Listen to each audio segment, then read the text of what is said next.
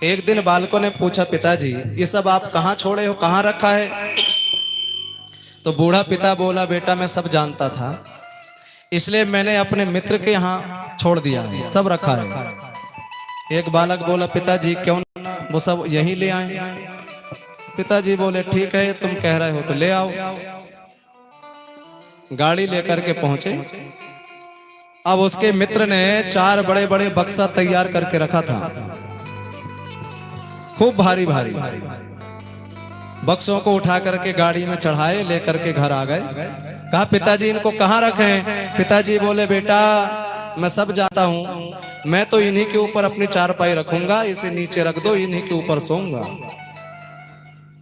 अब खूब सेवा होगा, रोज तेल लगा लगा करके मालिश करें, क्योंकि बहुत संपत्ति है। और एक दिन अचानक पिताजी चल बसे। तो बालकों ने सोचा, इतना तो हमारे पास में छोड़ के गए हैं, इतने भारी भारी बक्सा, का बढ़िया से सारी क्रिया की जाए। तो चंदन की लकड़ी मंगाई और चंदन की लकड़ी से अग्नि दी। खूब बढ़िया भोज भंडारा हुआ।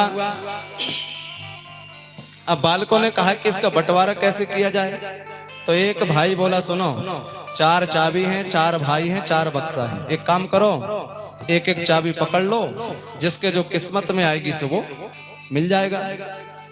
तो सबने एक एक चाबी उठा ली। अब एक ने चाबी में ताला में चाबी लगाया, जैसे चाबी को घुमाया ताला खुला। तो कहा, भैया मैं तो गरीब हो गया। कहा, क्यों? कहा, इसमें तो मिट्टी मिट्टी भरी है।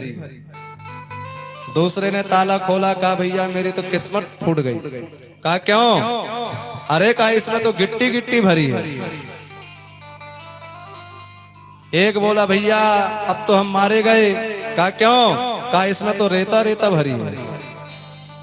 चौथे ने खोला, कहा, भैया बाप बहुत बदमाश निकला, इसमें तो ईंटा ईंटा भरी है। तो आप लोग सोच लो, बाप बदमाश था कि ये बालक बदमाश था? जो बूढ़े बूढ़े हैं उनको सावधान रहना चाहिए, क्योंकि कलयुग है। पता नहीं बाद में सब बांट दो, पता चले कि बिल्कुल ना पूछें। भगवान के जाने के ठीक 1.5 घंटे के अंदर में कली आ गया और सब कुछ बदल गया। उस समय अर्जुन ने आकर के पांडवों से बताया। जैसे ही माता कुंती ने सुना कि भगवान अपने धाम को चले गए, जैसे भगवान राम के वियोग में दशरथ जी ने प्राण छोड़ दिया था, ठीक उसी प्रकार से कृष्ण कृष्ण कही कृष्ण कही, कृष्ण कृष्ण कही कृष्ण, तन परिहरि यदुवर विरह, कुंती गई सुरधाम। कुंती भगवत धाम को चली गई। 5 पांडवों ने परीक्षित जी को राज तिलक कर दिया और वो भी स्वर्ग आरोहण के लिए चले जाते हैं। परीक्षित जी महाराज राज्य करने लगे। एक दिन वो दिग्विजय करने के लिए निकले। एक स्थान में परीक्षित जी ने क्या देखा, एक काला वस्त्र पहना व्यक्ति गाय और बैल को प्रताड़ित कर रहा है। बैल केवल एक पैर से चल रहा है, गाय दुबली पतली हो गई है। परीक्षित जी को बड़ा क्रोध आया। परीक्षित जी ने सोचा, गोपाल अपने धाम को चले गए तो क्या हुआ, ये गोपाल का दास तो अभी इस पृथ्वी पर है, इसके रहते ये कौन है जो गाय और बैल को प्रताड़ित कर रहा है। तुरंत धनुष बाण उठाया, लेकिन कली बहुत चालाक था। कली तुरंत चरणों में गिर गया। दया बिनु संत कसाई, और दया करी की आफत आई। परीक्षित जी को दया आ गई। परीक्षित जी ने कहा, तू मेरे राज्य से निकल करके बाहर चला जा। कली हाथ जोड़ करके बोला, सरकार जहां तक भी नजर जाती है वहां तक मुझे केवल आपका राज्य दिखाई देता है, मैं कहां जाऊं?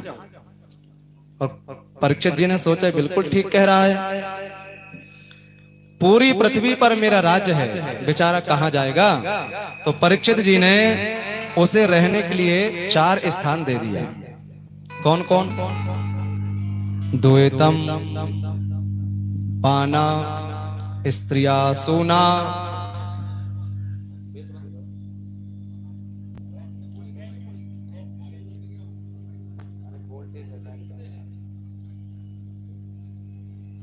दूतम पानम स्त्रिया सूना यत्र अधर्मः चतुर्विधः। लाइट बदल के देखो, वहां से लाइट कम आ रही है, वहां से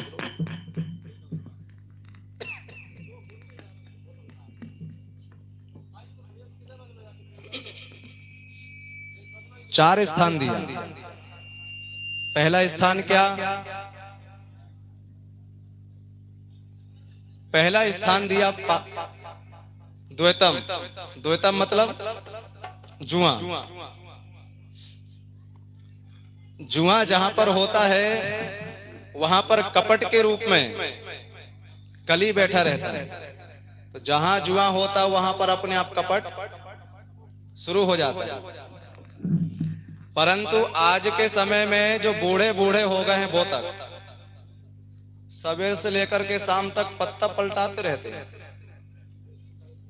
उनसे पूछो क्या कर रहे हो, तो कहते हैं टाइम पास कर रहे हैं, और कुछ नहीं मिला।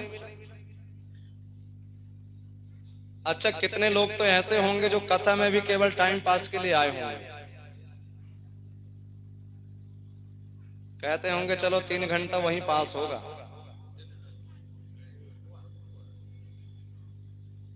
मंदिर तक को नहीं छोड़ते।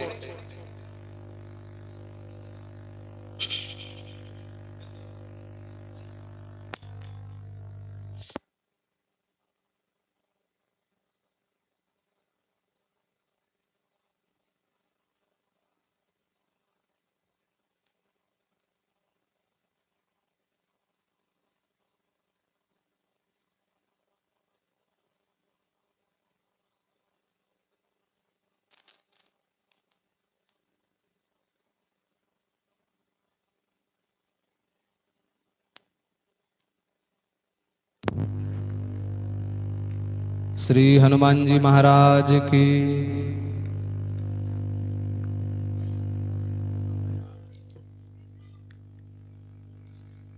दूतम पानम स्त्रिया सोना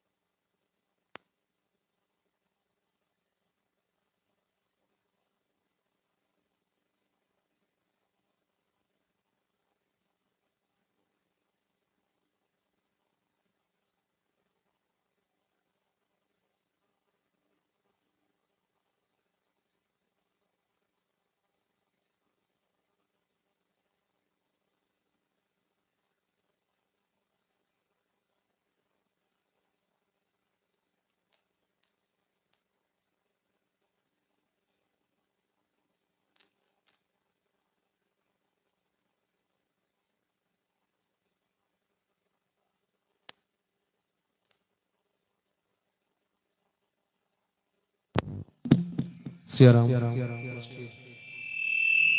श्री हनुमान जी महाराज की। श्री राम श्री राम। श्री सीताराम। श्री सीताराम सीताराम। श्री राम जय राम जय जय राम जय श्री राम। पहला स्थान द्वैतम, दूसरा स्थान दिया पानम। पानम मतलब शराब।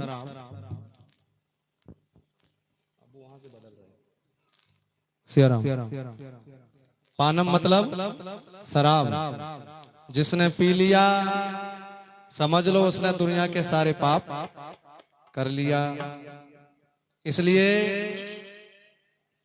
नशा न करना, मान लो कहना, प्यारे भाई बहना, होगी बड़ी खराबी, होगी बड़ी खराबी। नशा न करना, मान लो कहना, प्यारे भाई बहना, होगी बड़ी खराबी, होगी बड़ी खराबी।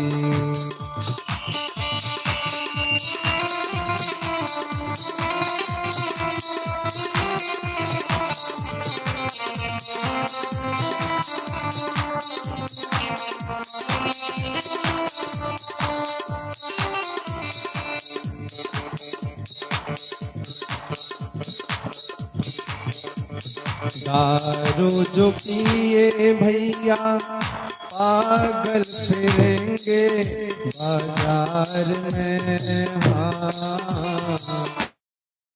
दारू जो पिए भैया पागल फिरेंगे बाजार में। हाँ, भूखे मरेंगे बच्चे, भूखे मरेंगे बच्चे, बीबी रहेगी इंतजार में। हो बिकेंगे गहना, अरे बिकेंगे गहना, फिर क्या कहना, दर दर ठोकर खाना, होगी खराबी, होगी बड़ी खराबी।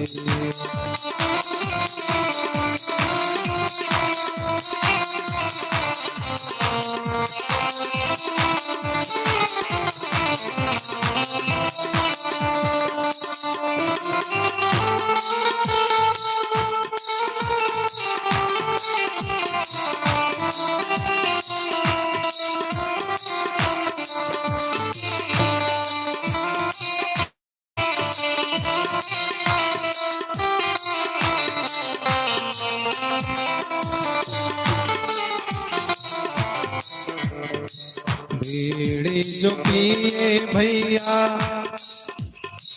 बीड़ी जो पिए भैया, दे जलेगा बातों बात में।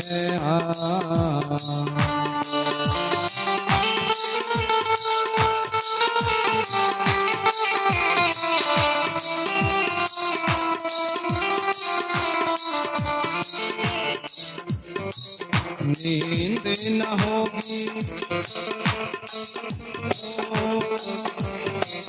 जलेगा जलेगा बातों बात में। हाँ,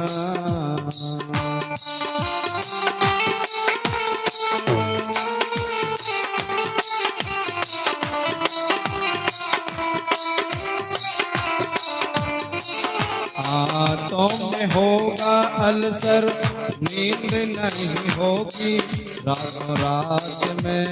हाँ, हरी जवानी होगी बड़ी खराबी।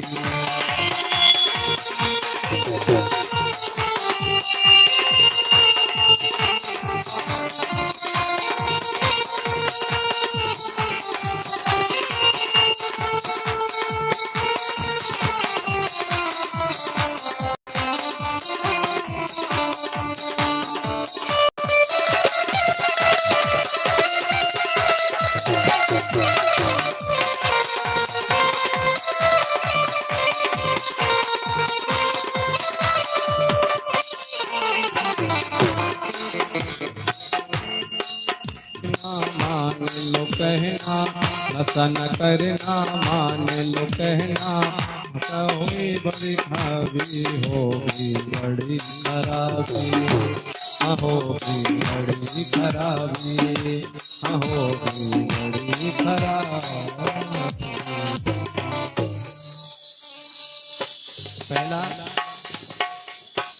पहला स्थान दिया दूतम, दूसरा स्थान दिया पानम।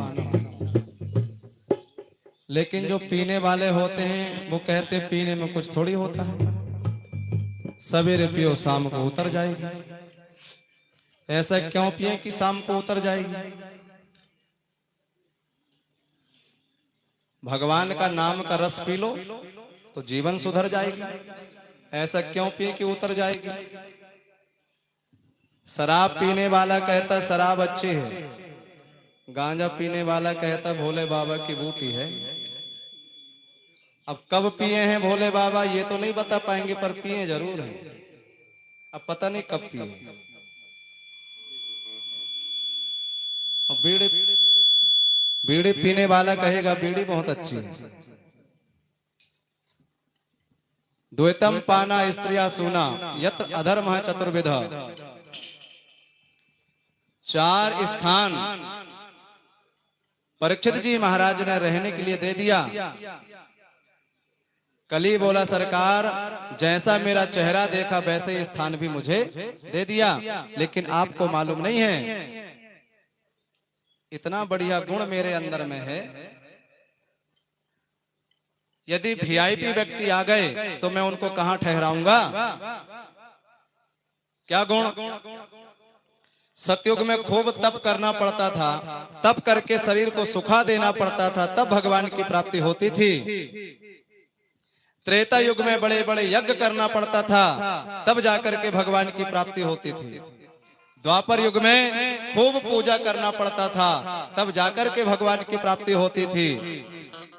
और इस कली काल में ज्यादा कुछ ना किया जाए, केवल भगवान का नाम गाया जाए, केवल भगवान का नाम गाएं।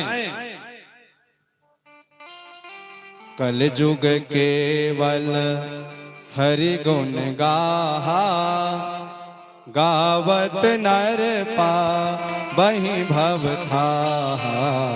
कल युग केवल हरि गुण गाहा, गावत नर पावहि भव थाहा। कल युग केवल एक आधारा, कल युग केवल एक आधारा।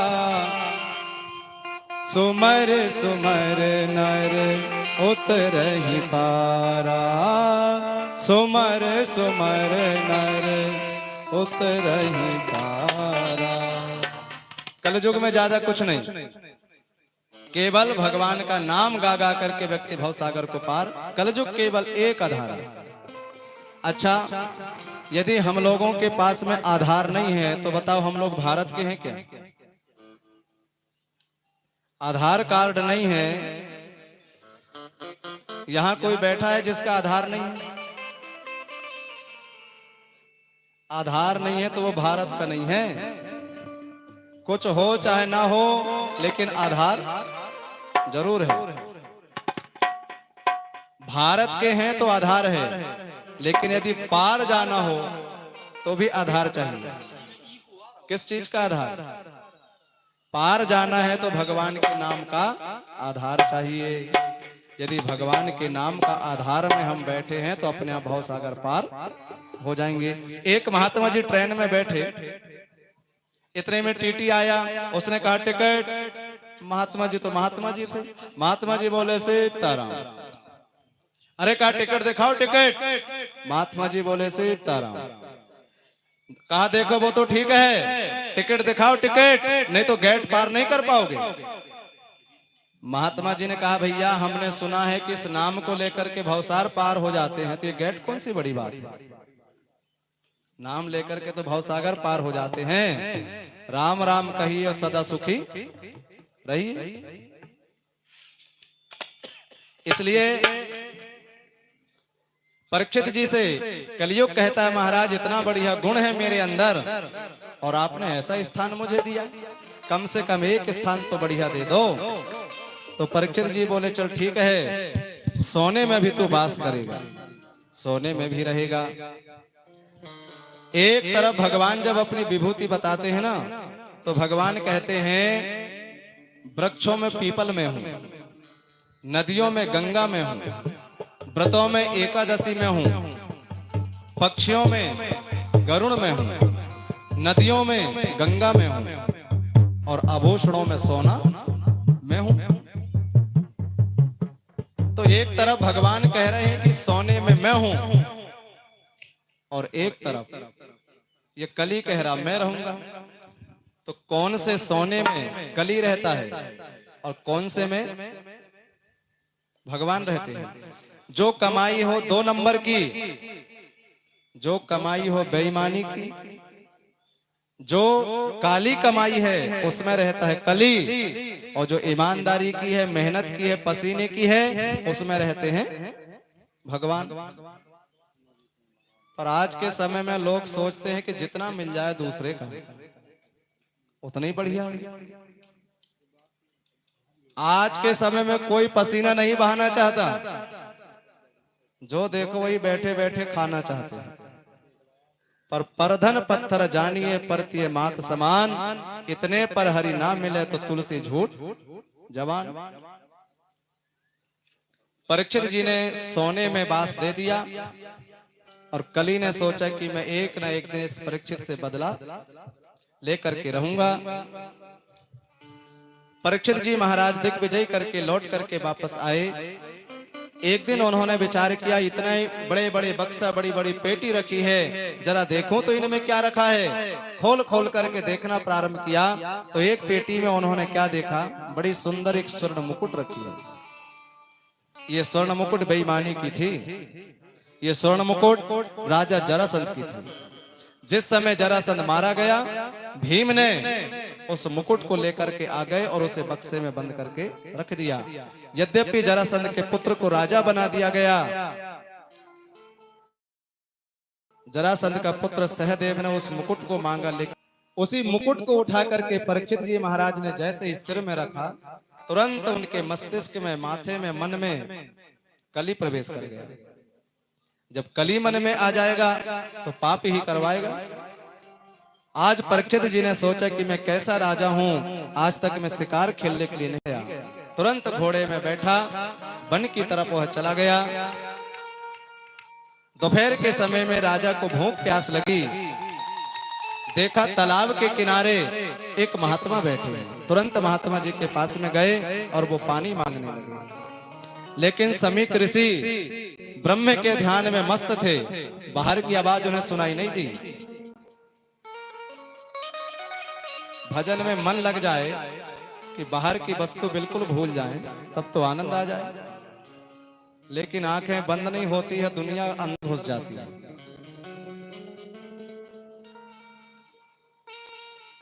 मंदिर में हम लोग जाते हैं पूजा करने को, मन लगता है क्या? कहते हैं तुम्हें वो माता, और देखते हैं बाहर। बाहर क्या सोचते हैं, कोई जूता चप्पल ना उठा ले जाए। जब पिता तुम्हें वो माता भी जूता या चप्पल हो गई। आज के समय में ऐसी पूजा होती है, दिखावे वाली ज्यादा पूजा होती है। समीक ऋषि से जल मांगा, लेकिन ब्रह्म के ध्यान में मस्त थे, बाहर की आवाज सुनाई नहीं दी। और राजा ने सोचा कि लगता है ढोंग कर रहा है, मैं पानी मांग रहा हूं, आंखें नहीं खोलता है। बगल में देखा एक मरा हुआ सर्प पड़ा है, बाण की नोक से उठा करके लाए और उस राजा के गले में, महात्मा जी के गले में राजा ने उस सर्प को डाल दिया और चलते बने। खेलते हुए बालकों ने समीक ऋषि के पुत्र श्रृंगी ऋषि से जाकर के सारी बात सुना दी। श्रृंगी ऋषि को क्रोध आया, सरोवर का जल लेकर के श्राप दे दिया। कहा, हे राजन, इति लंघयति मर्यादम तक्ष कह सत्य में यहिनी। हे राजन, जिस सर्प को तूने मेरे पिताजी के गले में डाला है, यही सर्प ठीक तुझे 7वें दिन के अंदर में डस लेगा और तेरी मृत्यु हो जाएगी। परीक्षित जी महाराज अपने महल में पहुंचे और जैसे ही उन्होंने मुकुट को उतार करके जमीन में रखा, कली चला गया और उनके मन में सात्विक बुद्धि आ गई। परीक्षित जी ने विचार किया कि आज मैंने ये क्या किया।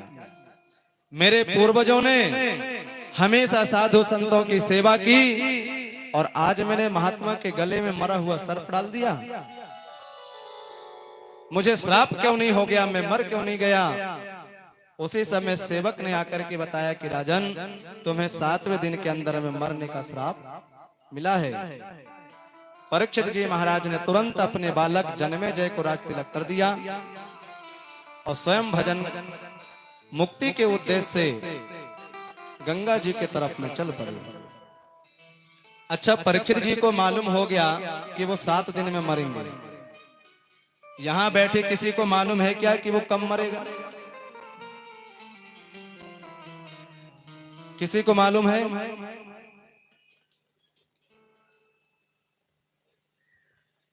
केवल ये जो श्राप है ना, परीक्षित जी को अकेले को नहीं है। यह श्राप जिसका भी जन्म हो गया उसी को यह श्राप मिल चुका है, क्योंकि 8वां कोई दिन होता ही नहीं। 7 ही तो दिन होते हैं।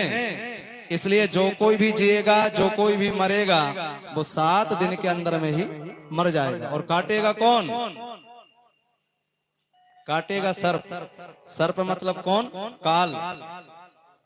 सबको श्राप है कि 7 दिन में मर जाएंगे, और सबको श्राप है कि तुम्हें काल डस लेगा। तो क्या करना चाहिए? यदि हम लोगों को मालूम हो जाए कि अब हम मृत्यु के किनारे में पहुंच रहे हैं, तो हम लोगों का कर्तव्य क्या है? क्या करना चाहिए? अच्छा, हम लोगों को कैसे मालूम होगा कि हम लोग मृत्यु के पास में पहुंच रहे हैं? परीक्षित जी को तो मालूम हो गया।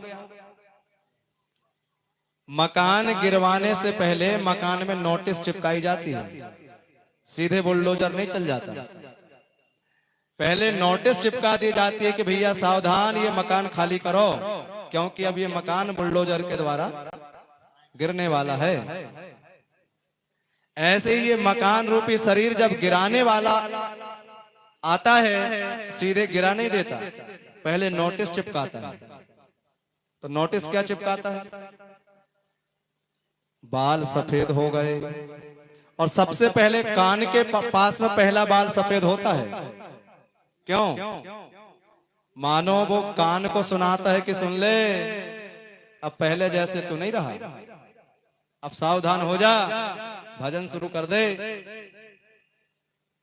कान के पास में पहले बाल सफेद होंगे, लेकिन आज के समय में जल्दी से बाल सफेद होते ही नहीं। सफेद होते नहीं कि पहले काले हो जाते।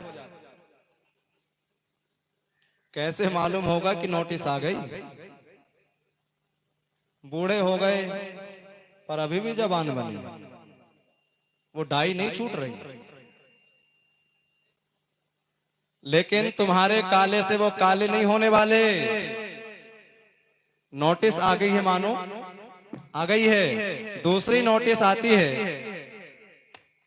दांत टूटने लगे, लेकिन लोगों की इच्छा होती है कि पापड़ और चबाना है, तो चकाचक चांदी वाले लगवाते हैं, क्योंकि अभी फूटा खाने की इच्छा होती है। लेकिन चाहे जितना लगवा लो, नोटिस शुरू हो गई है। आंख से कम दिखने लगा, अब नंबर वाला बनवाने से काम नहीं चलेगा। पैर कमर जवाब दे रही है, तो समझ लो कि नोटिस आ रही है।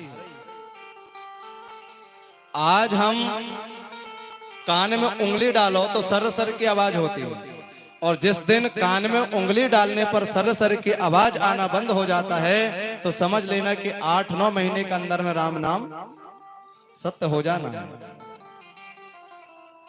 आज हम अपनी आंख से नाक के आगे के भाग को देख लेते हैं, और जिस दिन आंख से नाक के आगे का भाग दिखाई देना बंद हो जाए, तो समझ लो कि 6 महीने के अंदर में गोविंदाय नमो नमः हो जाना। आज जब हम धूल में, रेत में, गीली मिट्टी में चलते हैं, तो पैर के निशान बन जाते हैं, और जिस दिन पैर का निशान आना बंद हो जाए, तो समझ लो कि आज कल में ही टिकट कट जाना है। तो नोटिस जरूर आती है। तो नोटिस को देख करके हम लोगों को सावधान हो जाना चाहिए, और सावधान होकर के क्या करना चाहिए? मुक्ति का कोई तू जतन कर ले, मुक्ति का कोई तू जतन कर ले, रोज थोड़ा थोड़ा, रोज थोड़ा थोड़ा हरि का भजन कर ले, रोज थोड़ा थोड़ा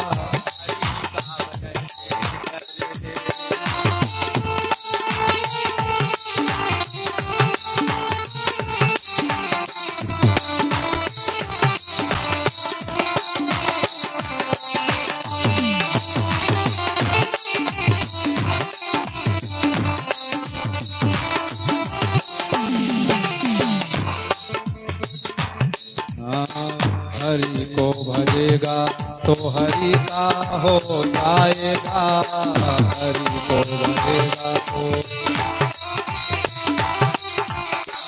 हरि को भजेगा तो हरि का हो जाएगा, हरि को भजेगा तो।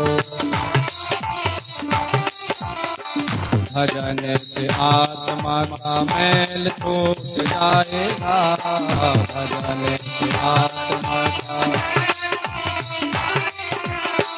आत्मा के संग संग मनन कर ले, हाँ आत्मा के संग संग मनन कर ले रे, रोज थोड़ा थोड़ा, रोज थोड़ा थोड़ा हरि का भजन कर ले।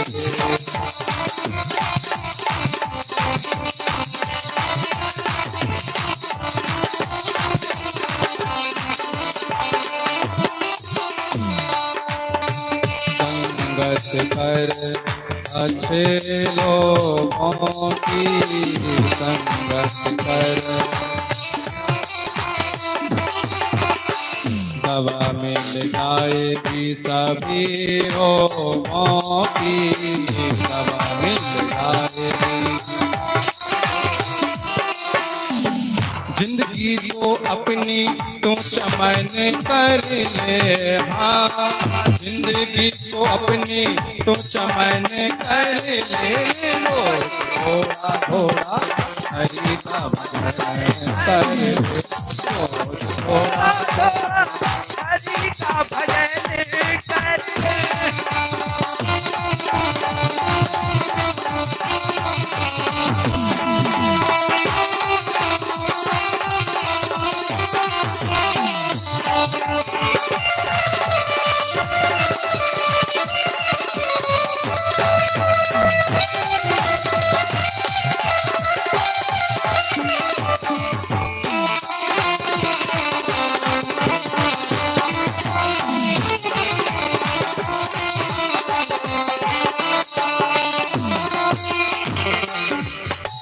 मुक्ति का कोई तो जतन कर ले, मुक्ति का कोई तो जतन कर ले, थोड़ा थोड़ा रोज थोड़ा थोड़ा हरि का भजन कर ले, रोज थोड़ा थोड़ा हरि का भजन कर ले, रोज थोड़ा थोड़ा हरि का भजन रोज थोड़ा थोड़ा हरि का भजन।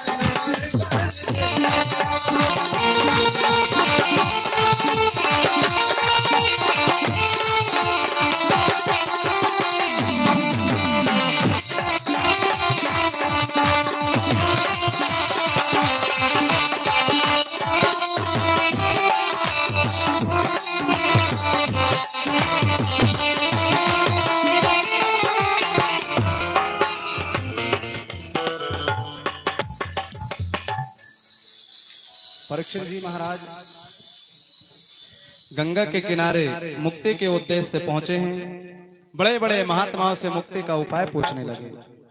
महात्माओं ने देखा कि हमारा ठिकाना हमको ही नहीं है, अब हम इन्हें कैसे मुक्ति का उपाय बताएं। जब कोई भी मुक्ति का उपाय नहीं बता रहा था, परीक्षित जी को एक बात याद आ गई। परीक्षित जी ने विचार किया, जिस समय में मां के उदर में था किसी ने मेरी रक्षा की थी, जब वो जन्म के समय रक्षा कर सकता है तो क्या वो मरण के समय रक्षा नहीं करेगा। उन्हीं भगवान को परीक्षित जी ने याद किया। तुरंत भगवान ने फोन उठाया और भगवान ने फोन सीधे सुखदेव जी को लगा दिया। जैसे ही सुखदेव जी के पास में भगवान का संदेश आया, सुखदेव जी ने भजन बंद कर दिया और वो गंगा की तरफ भगवान का कीर्तन करते हुए चल पड़े। श्री कृष्णम शरणम मम, श्री कृष्णम शरणम मम, श्री कृष्णम शरणम मम, श्री कृष्ण शरणम मम, श्री श्रीकृष्णं शरणं मम श्रीकृष्णं शरणं मम श्रीकृष्णं शरणं श्रीकृष्णं शरणं श्रीकृष्णं शरणं मम श्रीकृष्णं शरणं मम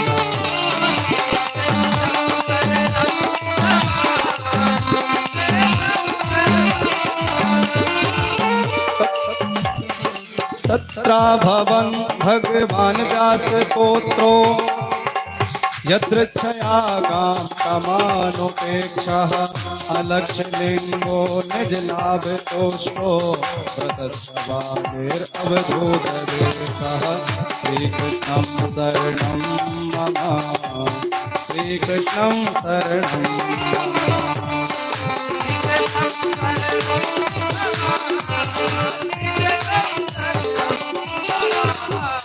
श्रीकृष्णं शरणं मम श्रीकृष्णं शरणं मम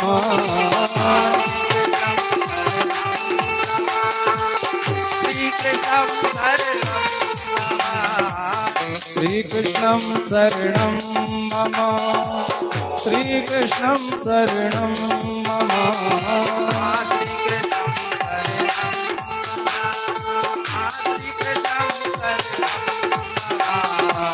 श्रीकृष्णं शरणं मम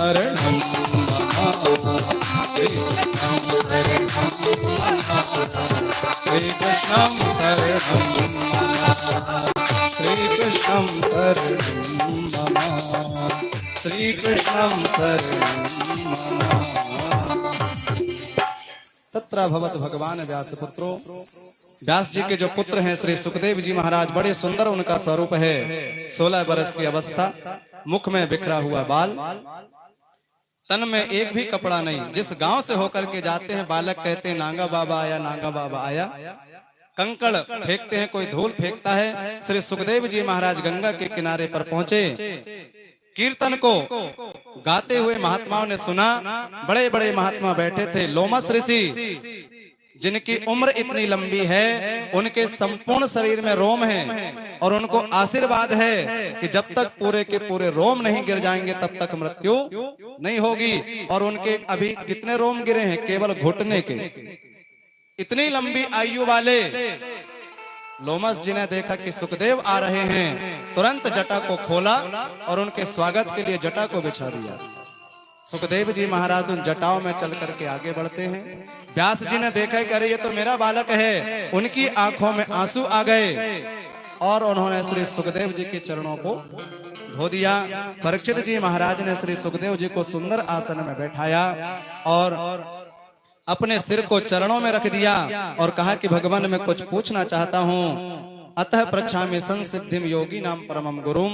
हे प्रभु, आप योगियों के परम गुरु हो। मैं यह पूछना चाहता हूं कि जो व्यक्ति मरण के किनारे में पहुंच रहे हैं उनका कर्तव्य क्या है। ये पूछते कि मैं 7 दिन में मर जाऊंगा, मेरा कर्तव्य क्या है, तो ये निजी प्रश्न हो जाता। लेकिन उनको मालूम है कि दुनिया को ही मरना है, तो सभी को ध्यान में रख करके उन्होंने पूछा कि महाराज जो मृत्यु के किनारे में पहुंच रहे हैं उनका कर्तव्य क्या है। आज के समय में हम लोग कहते हैं कि हमारी उम्र बढ़ रही है। बताओ उम्र बढ़ रही है क्या? एक एक दिन करके हमारी उम्र कम हो रही है और हम मृत्यु के पास में पहुंच रहे हैं, फिर भी हम कहते हैं उम्र बढ़ रही है और इतने प्रसन्न होते हैं, बर्थडे मनाते हैं और सड़ा सड़ाया केक कि खाने के बाद में मर जाएं, ऐसा सड़ा हुआ केक बड़े शौक से खाते हैं। और मालूम है कैसे मनाते हैं? अगरबत्ती दीपक को फूक फूक करके, बुझा बुझा करके। दीपक कब बुझाया जाता है? जब घर में कोई मर जाए। और जन्म मनाते समय दीपक को फूक रहे हैं, अगरबत्ती को फूक रहे हैं, ना जाने किसने सिखा दिया। और कुछ लोग ऐसे हैं मैरिज डे मनाते हैं, अब ना जाने किस खुशी में मनाते हैं।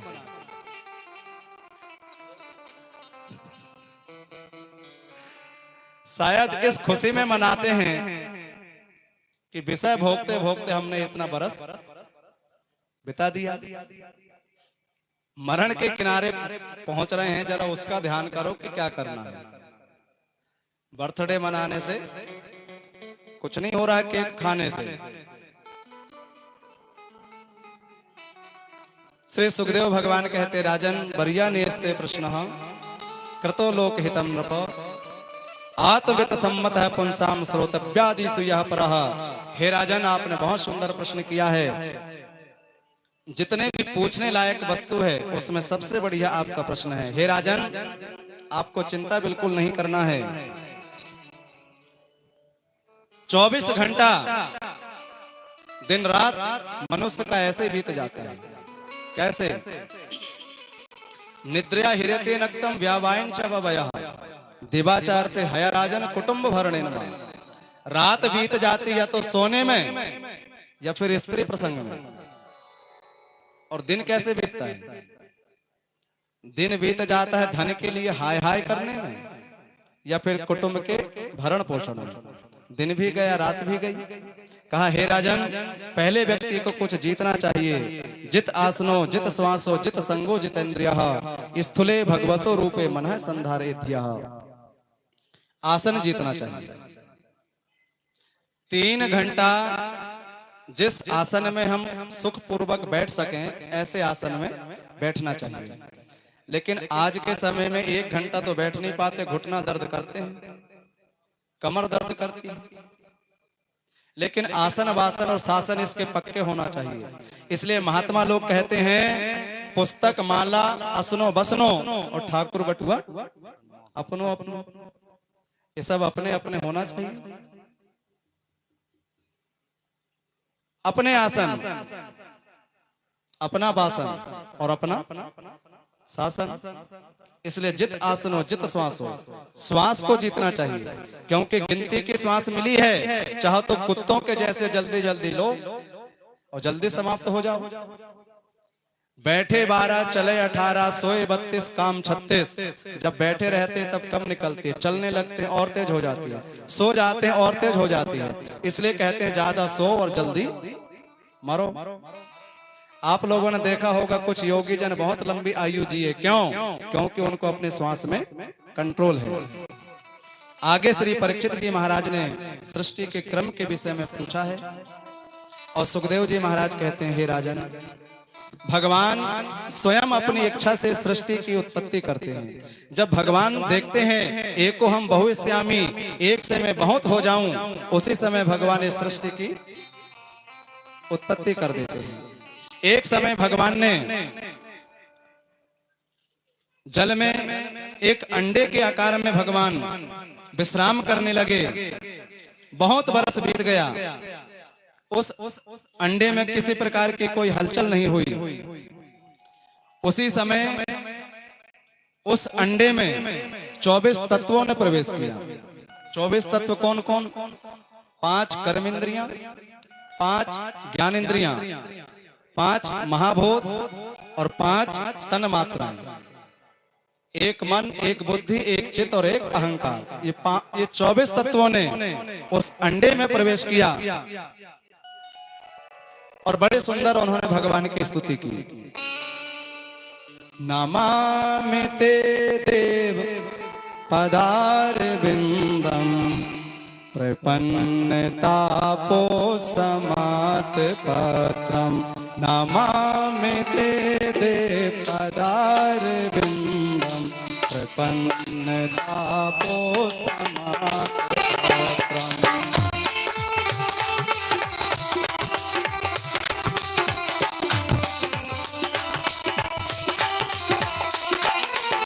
जन्मूल के ताप अंज सोरू संसार दुखम अवरोच बंती। संसार दुखम अवरोच बंती। नमामि ते देव पदारविंदम प्रपन्नतापो समात पत्रम।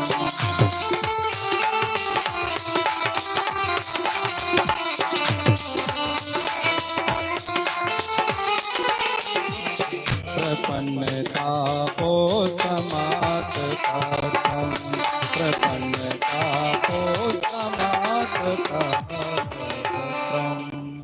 24 तत्वों ने एक साथ भगवान की स्तुति की। उनकी स्तुति को सुनकर के भगवान प्रसन्न हो गए और सर्वप्रथम भगवान का मुखारविंद प्रकट हुआ।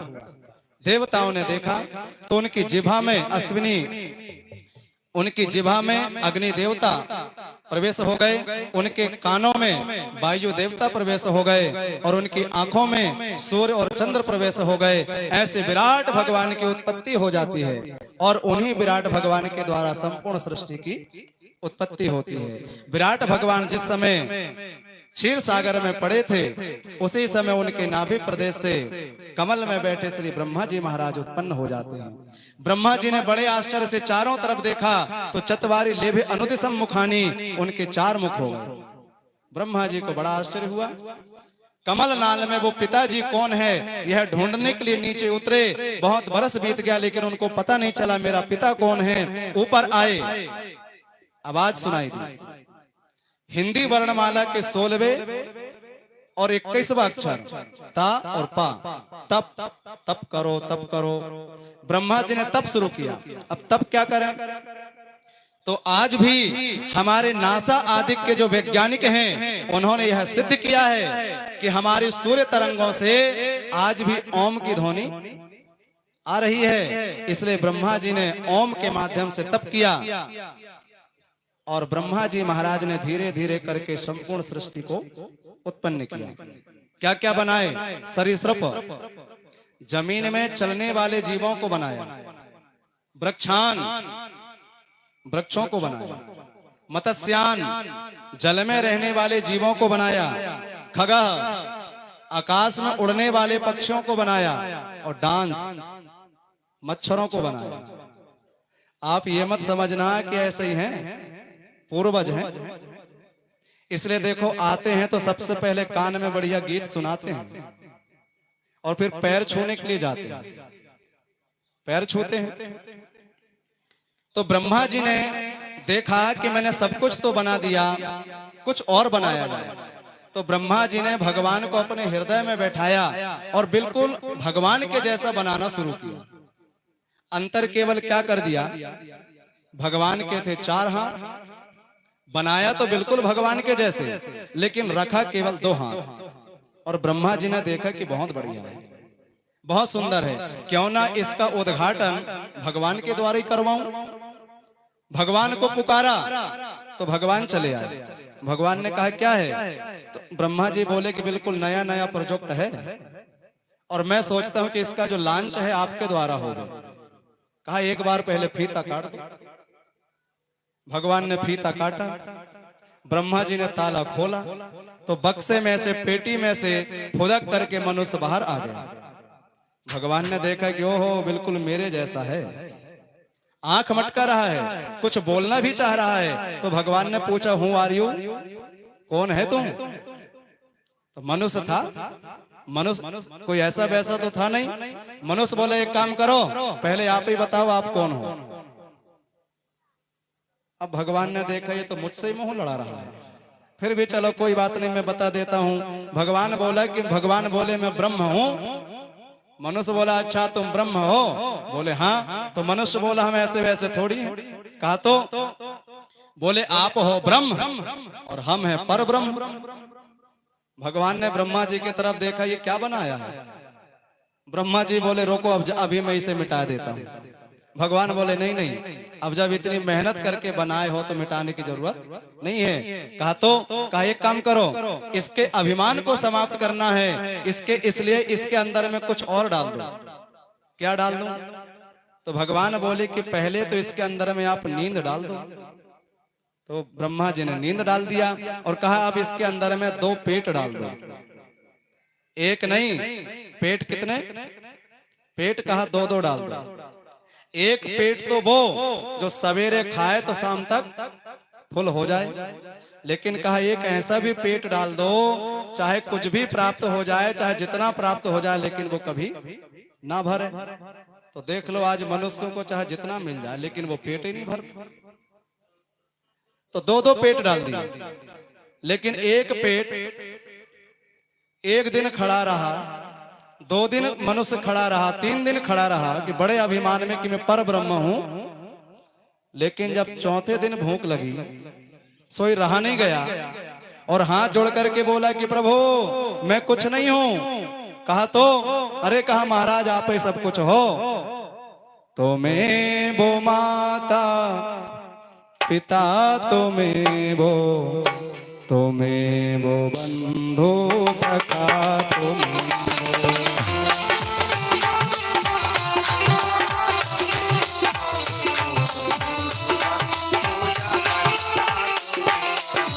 तुम्हें वो माता पिता, तुम्हें हो बंधु सखा,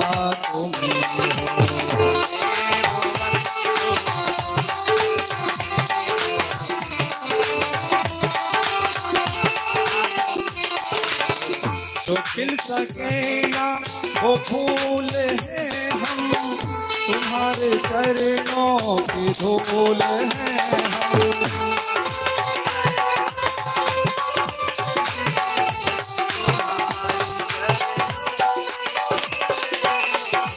तुम्हारे चरणों की धूल है हम, तुम्हारे चरणों की धूल है हम।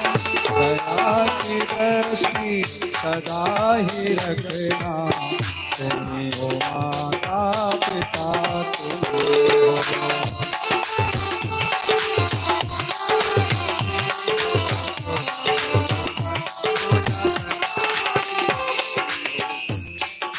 तुम्ही हो साथी, तुम्ही सहारे, कोई ना अपना सिवा तुम्हारे।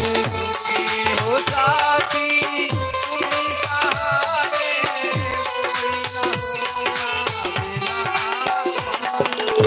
तुम्ही हो साथी, तुम्ही सहारे, कोई ना अपना सिवा तुम्हारे, कोई ना अपना सिवा तुम्हारे।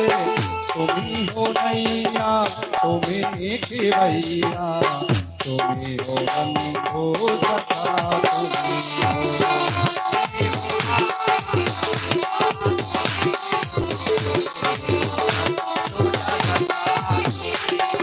तुम्ही हो बंधु सखा, तुम्ही हो माता पिता, तुम्ही हो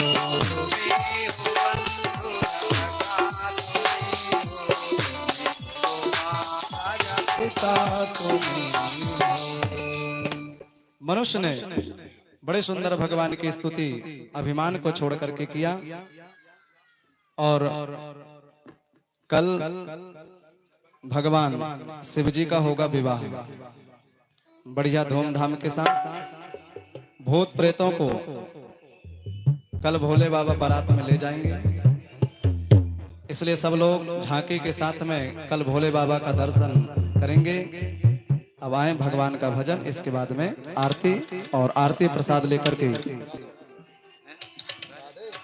आरती प्रसाद लेकर के ही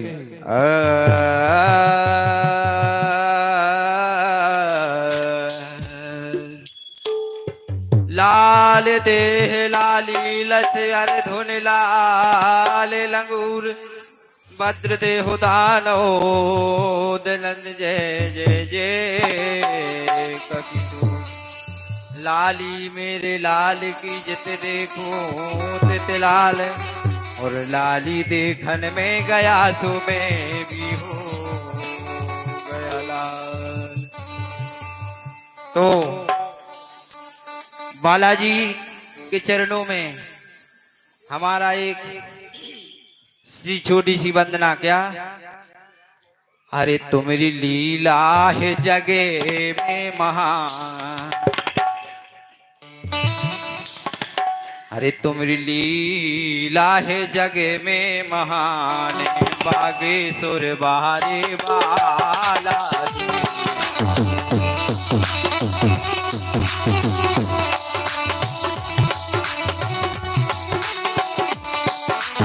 लीला है जगे में महान, बागेश्वर बाहरी वाला